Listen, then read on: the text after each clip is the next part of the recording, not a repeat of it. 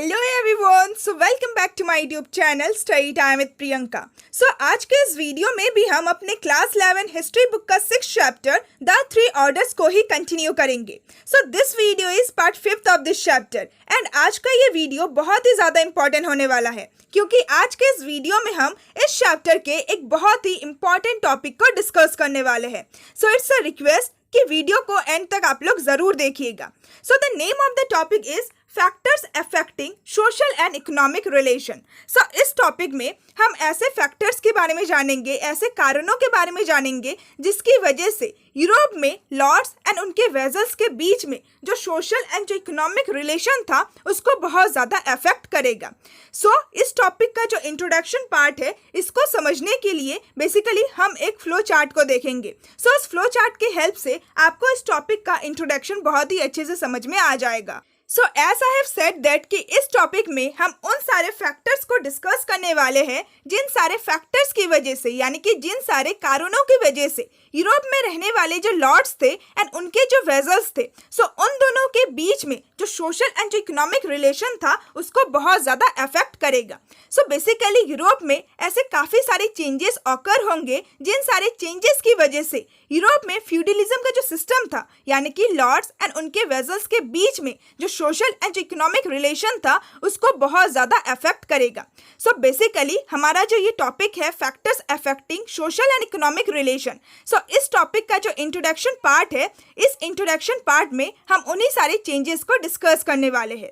Europe में basically दो kinds के, यानी कि दो तरह के चेंजेस ऑकर हुए थे।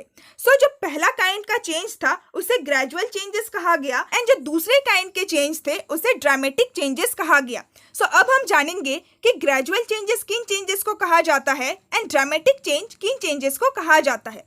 बेसिकली नाम से ही क्लियर है, ग्रेजुअल का मतलब होता है धीरे। बेसिकली ग्रेजुअल चेंजेस उन चेंजेस को कहा जाता है जो कि बहुत ही धीरे धीरे ऑकर होता है, यानी कि जो बहुत ही स्मॉल स्टेजेस में ऑकर होता है over a long period of time. And ये सारे जो ग्रेजुअल चेंजेस थे, ये चेंजेस ऑलमोस्ट इम्परसेप्टेबल थे। इम्परसेप्टेबल का मतलब होता है इननोटिसेबल। ये सारे जो ग्रेजुअल चेंजेस थे ये ऑलमोस्ट इननोटिसेबल थे, यानी कि इन सारे चेंजेस को हम नोटिस नहीं कर सकते थे। बेसिकली यूरोप में सिर्फ और सिर्फ एक ही ऐसा चेंज था जिसे ग्रेजुअल चेंज कहा गया एंड वो चेंज था एनवायरमेंटल चेंजेस, यानी कि यूरोप के एनवायरनमेंट में, यानी कि यूरोप के पर्यावरण में जो बदलाव हुए थे, जो चेंजेस हुए थे, उन्हीं सारे चेंजेस को ग्रेजुअल चेंजेस कहा गया। नाउ जो नेक्स्ट काइंड के चेंज है वो है dramatic changes. Basically dramatic changes उन चेंजेस को कहा जाता है जो कि सडनली ऑकर होता है, यानी कि एकदम से ऑकर होता है एंड ये सारे जो चेंजेस होते थे वो बहुत ज़्यादा नोटिसेबल होते थे, यानी कि इन सारे चेंजेस को हम नोटिस कर सकते हैं। बेसिकली यूरोप में ऐसे दो तरह के चेंजेस थे जिन चेंजेस को ड्रामेटिक चेंजेस कहा गया। पहला था लैंड यूज, यानी कि लैंड को आप किस तरीके से यूज करते हैं, किस तरीके से यूटिलाइज करते हैं। इसमें जो कुछ भी चेंजेस हुए, इसमें जो कुछ भी बदलाव हुए उसे ड्रामेटिक चेंजेस में इंक्लूड किया गया। और साथ ही साथ जो दूसरा चेंज था वो था एग्रीकल्चरल टेक्नोलॉजी, यानी कि एग्रीकल्चरल प्रोडक्शन के लिए जो टेक्निक्स, जो मेथड का इस्तेमाल किया जाता है, जब उसमें बदलाव हुए, उसमें चेंजेस हुए, उन सारे चेंजेस को भी ड्रामेटिक चेंजेस ही कहा गया। अब हम बाकी के जो टॉपिक्स हैं उन सारे टॉपिक्स में इन तीनों ही तरह के चेंजेस को बहुत ही डिटेल वे में समझने वाले हैं। पहला है एनवायरनमेंट चेंजेस, दूसरा है लैंड के यूज में चेंजेस एंड तीसरा है एग्रीकल्चरल टेक्नोलॉजी में चेंजेस। बेसिकली ये जो 3 काइंड के चेंजेस थे, यही चेंजेस वो 3 फैक्टर्स है जो कि यूरोप में लॉर्ड्स एंड उनके वेजल्स के सोशल एंड इकोनॉमिक रिलेशन को अफेक्ट करेगा। जैसे कि मैंने आपको बताया कि ये टॉपिक बहुत ज़्यादा इंपॉर्टेंट है। डायरेक्ट क्वेश्चन पूछा जा सकता है that what are the factors that affect the social and economic relation between the lords and their vassals in Europe. इस क्वेश्चन में आपको ये सारे ही फैक्टर्स को बहुत ही डिटेल वे में लिखना है। इसीलिए इट्स अ रिक्वेस्ट कि जब हम इन तीनों ही चेंजेस को, इन तीनों ही फैक्टर्स को डिस्कस करेंगे देन प्लीज आप लोग बहुत ही ध्यान से सुनिएगा। Now let's continue our topic. Now our next topic is the environment. इस टॉपिक में हम अपने पहले चेंज, या फिर आप कह सकते हैं कि हम अपने पहले फैक्टर के बारे में जानेंगे। इस टॉपिक में हम यूरोप के एनवायरनमेंट के बारे में जानेंगे, यानी कि यूरोप के पर्यावरण के बारे में जानेंगे कि यूरोप का जो एनवायरनमेंट था उसमें क्या क्या बदलाव हुआ, क्या क्या चेंजेस हुआ। Let's start our topic. So basically Europe में 5th से लेकर 10th सेंचुरी का जो टाइम पीरियड था वो एक ऐसा टाइम पीरियड था जिस टाइम पीरियड में यूरोप का जो ज़्यादातर पार्ट है वो बेसिकली फॉरेस्ट से ही कवर था, यानी कि यूरोप का जो ज़्यादातर पार्ट है वो जंगलों से ही घिरा हुआ था।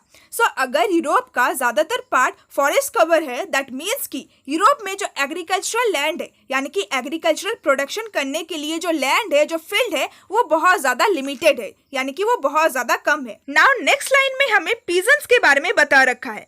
सो लास्ट के टॉपिक में ही हमने पीजेंट्स के बारे में बहुत ही अच्छे से डिस्कस किया था, बहुत ही डिटेल वे में डिस्कस किया था।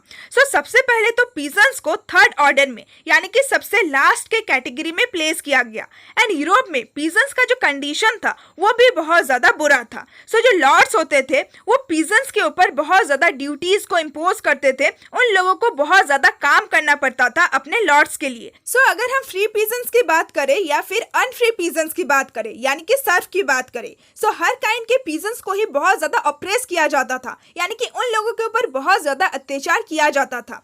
सो जो पीजेंट्स थे जब वो अपने कंडीशन से बहुत ज़्यादा डिससेटिस्फाई हो जाते थे, यानी कि जब वो अपने कंडीशन से बहुत ज़्यादा दुखी हो जाते थे, देन ये सारे जो पीजेंट्स होते थे वो बेसिकली यूरोप के उन सारे घने जंगलों में जाके छुप जाते थे, यानी कि उन सारे फॉरेस्ट एरिया में वो लोग भाग जाते थे। सो जैसे कि हम लोग यूरोप के फॉरेस्ट के बारे में ही पढ़ रहे थे, सो इसीलिए हमें थोड़ा बहुत पीजेंट्स के कंडीशन के बारे में भी बता रखा है कि ये लोग बेसिकली उन्हीं सारे फॉरेस्ट में जाके छुप जाते थे।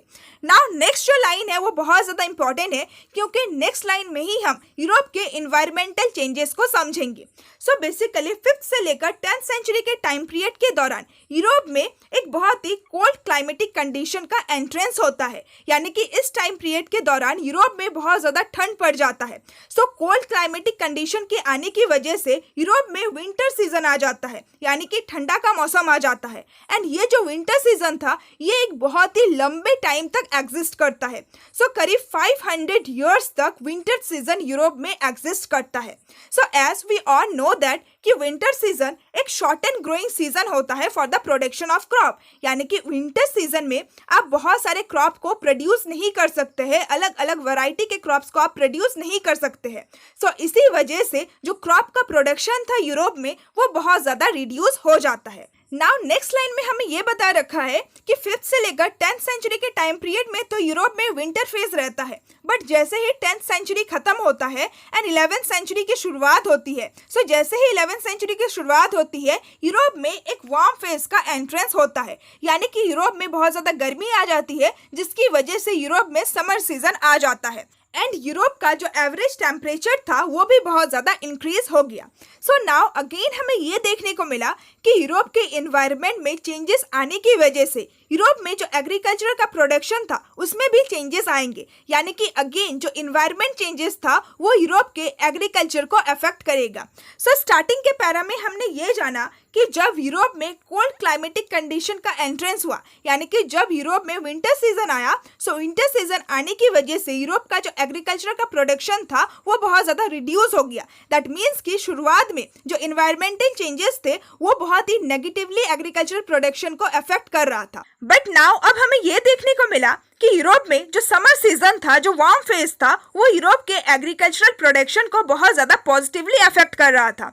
सो अब हम ये जानेंगे कि किस तरीके से जो वार्म फेज है, जो समर सीजन है, वो यूरोप के एग्रीकल्चरल प्रोडक्शन को पॉजिटिवली अफेक्ट कर रहा था। सो जिस तरीके से विंटर सीजन एक शॉर्ट ग्रोइंग सीजन होता है for the production of crop, same उसी तरीके से जो समर सीजन होता है वो एक लॉन्गर ग्रोइंग सीजन होता है for the production of crop, यानी कि समर सीजन में आप बहुत सारे क्रॉप्स को एंड बहुत सारे वैरायटी के क्रॉप्स को उगा सकते हो। सो ये था पहला पॉजिटिव इफेक्ट। एंड दूसरा पॉजिटिव इफेक्ट ये था, सो बेसिकली विंटर सीजन में जो एग्रीकल्चरल लैंड था यूरोप में वो बेसिकली फ्रॉस्ट से भर जाता था, यानी कि आइस से भर जाता था। सो जब कोई भी एग्रीकल्चरल फील्ड बहुत सारे आइस से ढका हुआ है, देन उस फील्ड में प्लाइंग करना बहुत ज़्यादा मुश्किल होता था। बट जैसे ही यूरोप में एक वार्म फेज का एंट्रेंस होता है, यानी कि समर सीजन का एंट्रेंस होता है, सो इसीलिए यूरोप में जो एग्रीकल्चरल फील्ड था वो अब फ्रॉस्ट यानी कि आइस से ढका हुआ नहीं रहता था। सो अब जो पीजेंट्स थे वो बहुत ही ईजिली प्लाइंग कर सकते थे।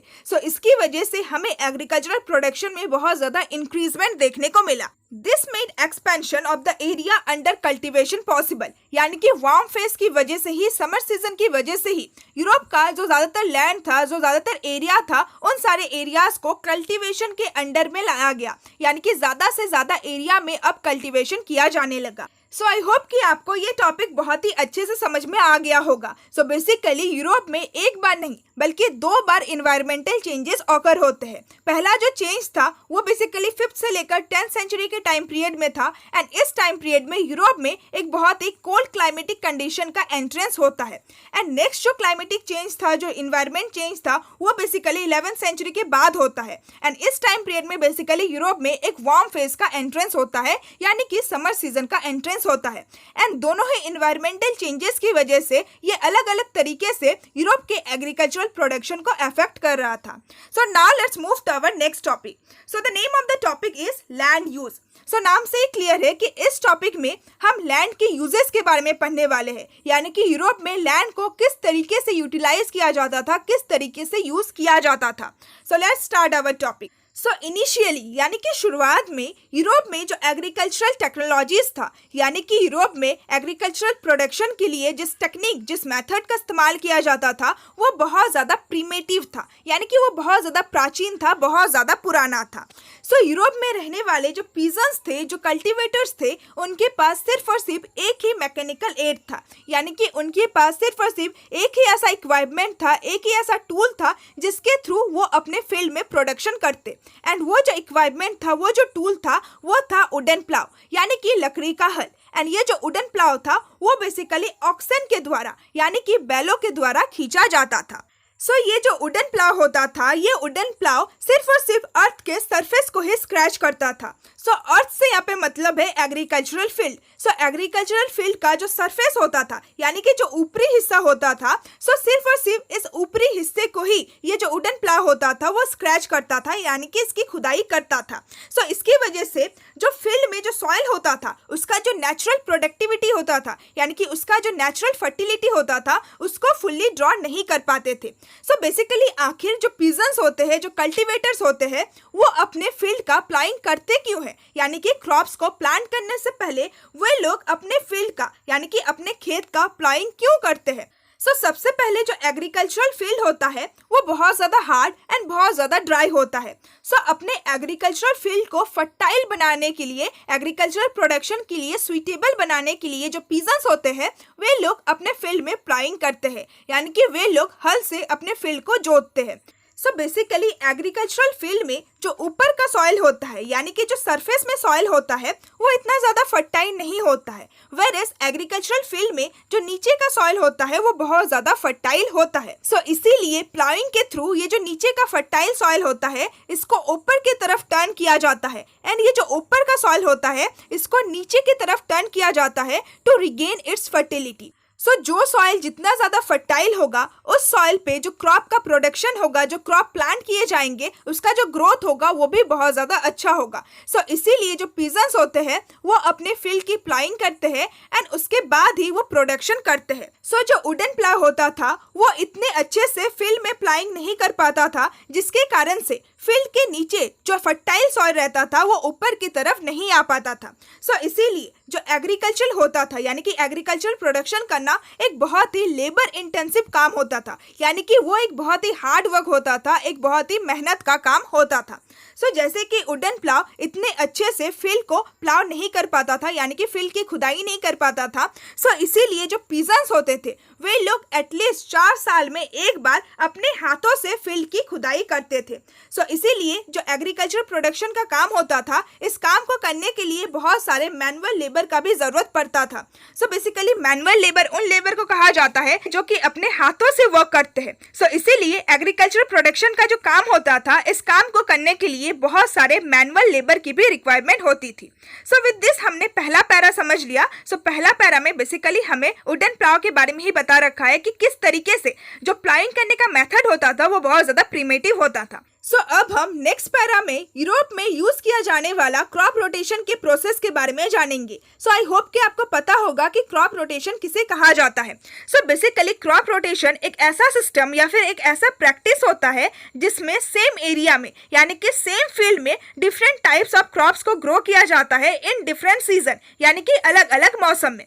सो बेसिकली इस पैरा में हम लोग यूरोप में जो क्रॉप रोटेशन का जो प्रोसेस था उसी के बारे में जानेंगे। सो यूरोप में जो क्रॉप रोटेशन का जो मेथड था वो बहुत ज़्यादा इनइफेक्टिव था।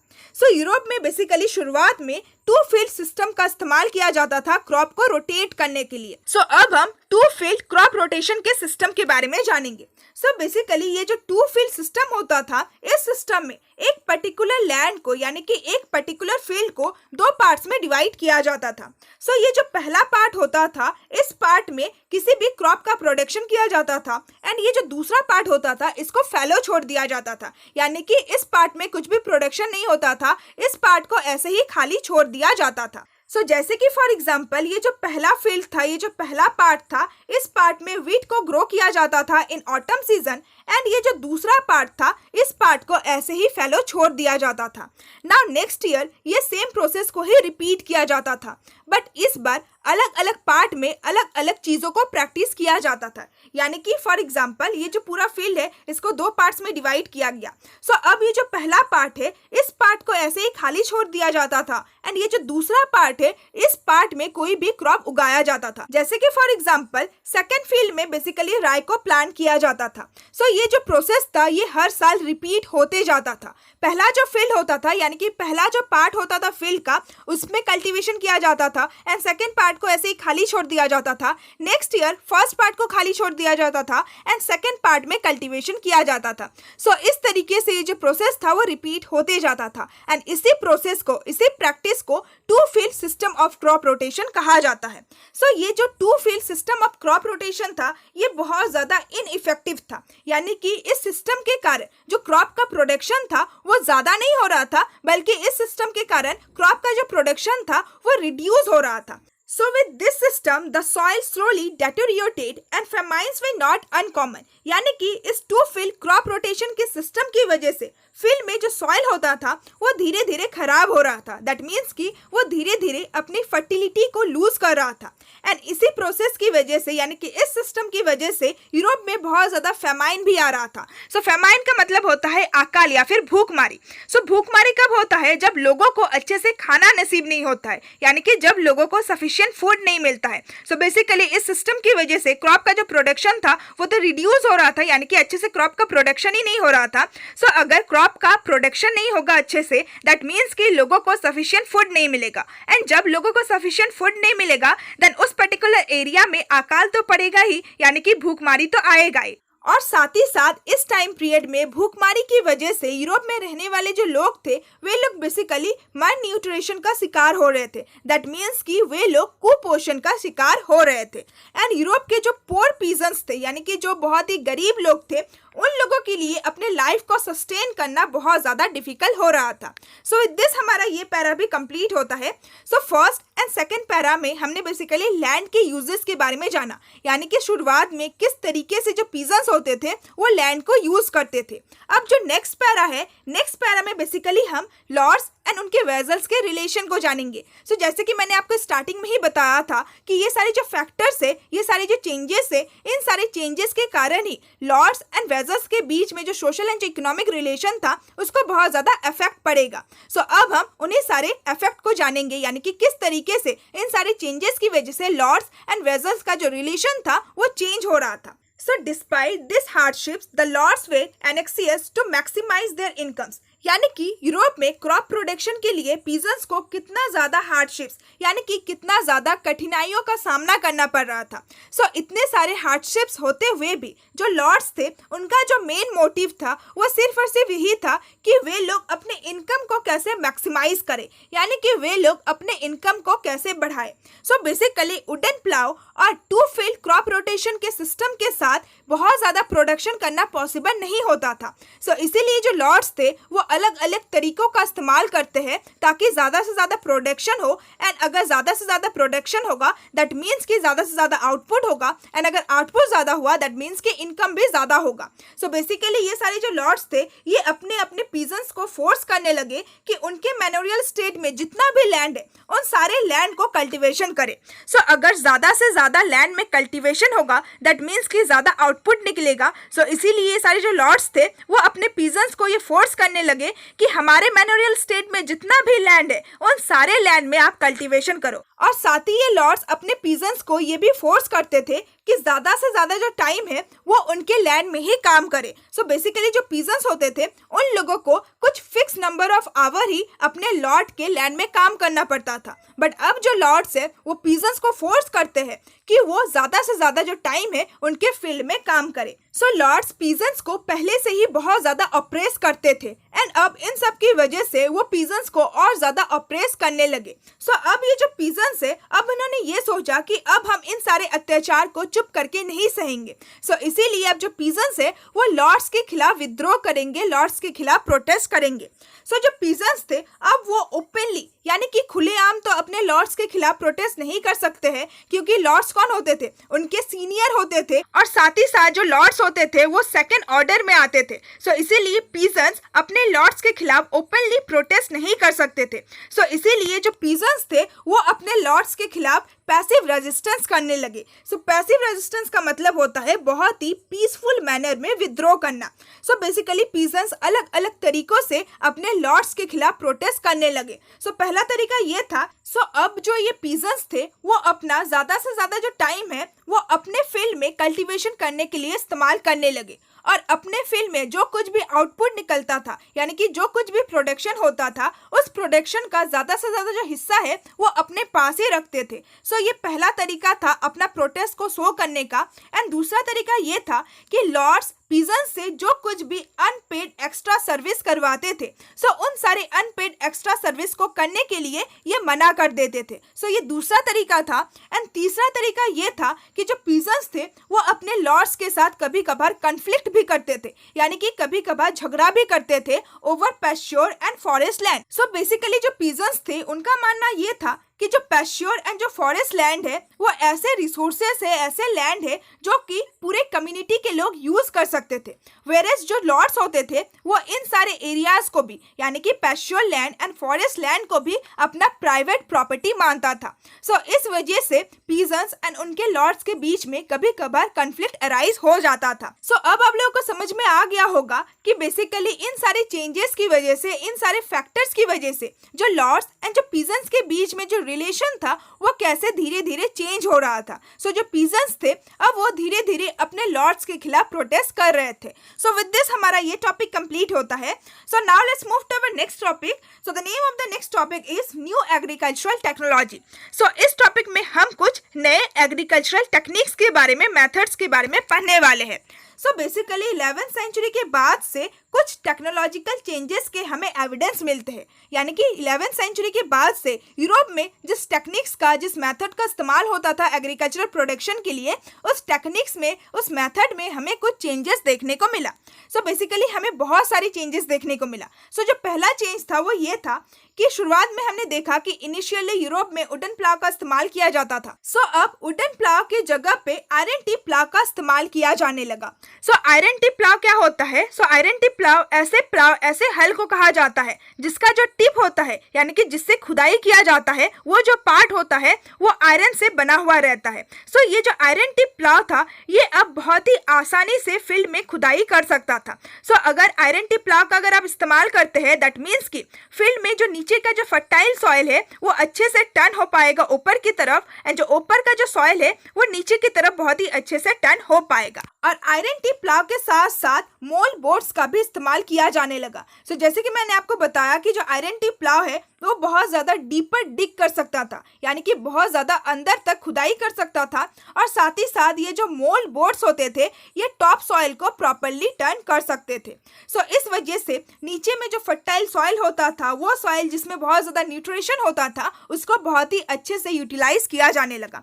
सो ये था पहला चेंज नाउ जो नेक्स्ट चेंज था वो चेंज बेसिकली एनिमल हार्नेसिंग के प्रोसेस में था। सो बेसिकली एनिमल को हार्नेस करने का जो मेथड था उसमें भी हमें बदलाव देखने को मिला।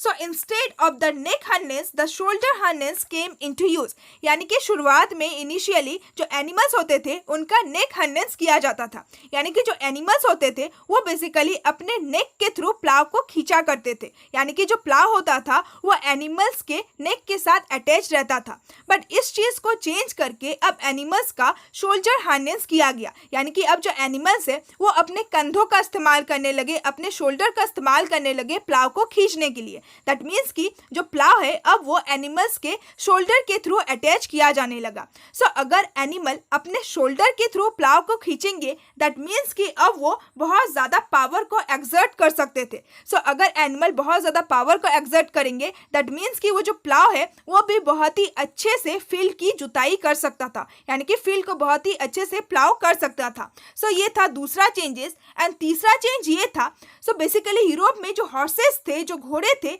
सो मे बी पीजेंट्स हॉर्सेस का भी इस्तेमाल करते होंगे एग्रीकल्चरल प्रोडक्शन के लिए। सो घोड़ों के लिए, हॉर्सेस के लिए बेसिकली आयरन हॉर्सूस बनाए जाने लगे ताकि उनका फुट डिके ना हो। सो हॉर्सू का मतलब होता है घोड़े की नाल। सो आप पिक्चर में घोड़े की नाल को देख सकते हैं। सो बेसिकली हॉर्सेस का जो फुट है वो डिके ना हो, डैमेज ना हो, सो इसीलिए उनके लिए आयरन हॉर्सूस बनाए जाने लगे। नाउ नेक्स्ट हमें ये बता रखा है that there was increase use of wind and water energy for agriculture, यानी कि जो फोर्थ चेंज था वो ये था कि अब ज्यादा से ज्यादा विंड एंड वाटर एनर्जी का इस्तेमाल किया जाने लगा एग्रीकल्चर के प्रोडक्शन के लिए, और साथ ही साथ बहुत सारे water power and wind power mills को सेटअप किया जाने लगा यूरोप में, ताकि इन सारे मिल से कॉर्न को पीसा जा सके और साथ ही साथ ग्रेप्स को प्रेस किया जा सके। सो ये सारे कुछ टेक्नोलॉजिकल चेंजेस थे जो कि 11वीं सेंचुरी के बाद से हमें देखने को मिले। ना नेक्स्ट पैरा में हम ये देखेंगे कि लैंड यूज का जो टेक्निक था, जो मेथड था, उसमें भी हमें कुछ चेंजेस देखने को मिले। सो जैसे कि हमने अपने पहले के ही टॉपिक में डिस्कस किया कि बेसिकली यूरोप में शुरुआत में 2 फील्ड सिस्टम का इस्तेमाल होता था क्रॉप रोटेशन के लिए, बट अब हमें ये देखने को मिला कि बेसिकली 2 फील्ड सिस्टम से अब 3 फील्ड सिस्टम का इस्तेमाल किया जाने लगा क्रॉप रोटेशन के लिए। सो आखिर ये 3 फील्ड क्रॉप रोटेशन का प्रोसेस क्या होता था? So let me explain you. So जिस तरीके से 2 फील्ड क्रॉप रोटेशन के प्रोसेस में एक पर्टिकुलर लैंड को 2 पार्ट्स में डिवाइड किया जाता था, सो सेम उसी तरीके से 3 फील्ड क्रॉप रोटेशन के प्रोसेस में एक पर्टिकुलर लैंड को 3 पार्ट्स में डिवाइड किया जाता था। सो इस पर्टिकुलर लैंड का जो पहला पार्ट होता था एंड जो दूसरा पार्ट होता था, इन दोनों पार्ट्स में फर्स्ट ईयर में यानी कि पहले साल में प्रोडक्शन किया जाता था, एंड जो तीसरा पार्ट होता था इस पार्ट को फैलो छोड़ दिया जाता था, यानी कि खाली छोड़ दिया जाता था। जैसे कि फॉर एग्जाम्पल ये जो पहला पार्ट होता था, इस पार्ट में ऑटम सीजन में व्हीट या फिर राई को प्लांट किया जाता था फॉर ह्यूमन कंजप्शन, एंड ये जो दूसरा पार्ट होता था, इस पार्ट में स्प्रिंग सीजन में पीस, बीन्स एंड लेंटिल्स को प्लांट किया जाता था ह्यूमन यूज के लिए, और साथ ही साथ इस पार्ट में ओट्स एंड बार्ली को भी प्लांट किया जाता था for the consumption of horses, यानी कि हॉर्सेस के कंजप्शन के लिए। एंड ये जो तीसरा पार्ट होता था, इस पार्ट को फैलो छोड़ दिया जाता था, यानी कि इस पार्ट को खाली छोड़ दिया जाता था। सो नेक्स्ट ईयर ये सेम प्रोसेस रिपीट किया जाता था, बट नेक्स्ट ईयर में अलग अलग पार्ट में अलग अलग चीज़ों को प्रैक्टिस किया जाता था। जैसे कि फॉर एग्जाम्पल अगेन हम फील्ड का एक ड्राइंग बनाते हैं एंड फील्ड को 3 पार्ट्स में डिवाइड करते हैं। सो ये जो पहला पार्ट है, मान लीजिए कि नेक्स्ट ईयर में पहले पार्ट को फैलो छोड़ दिया जाता था।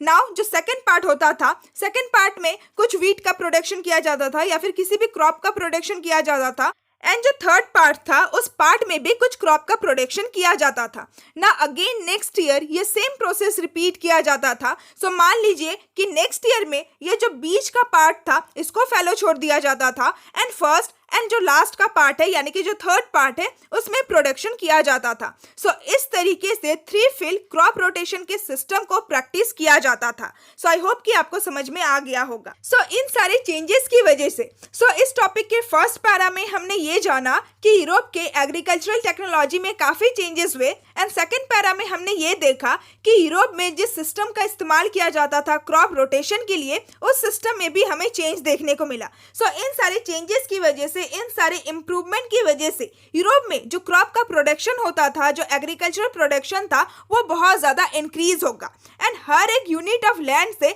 बहुत ज़्यादा फूड का प्रोडक्शन होगा। सो फूड अवेलेबिलिटी डबल, यानी कि फूड का जो अवेलेबिलिटी था वो बहुत ज़्यादा हो गया, इनफैक्ट वो डबल हो गया, यानी कि दुगना हो गया। सो बेसिकली जो पीजन्स होते थे वो अपने फील्ड में पीस एंड बीन्स को उगाते थे।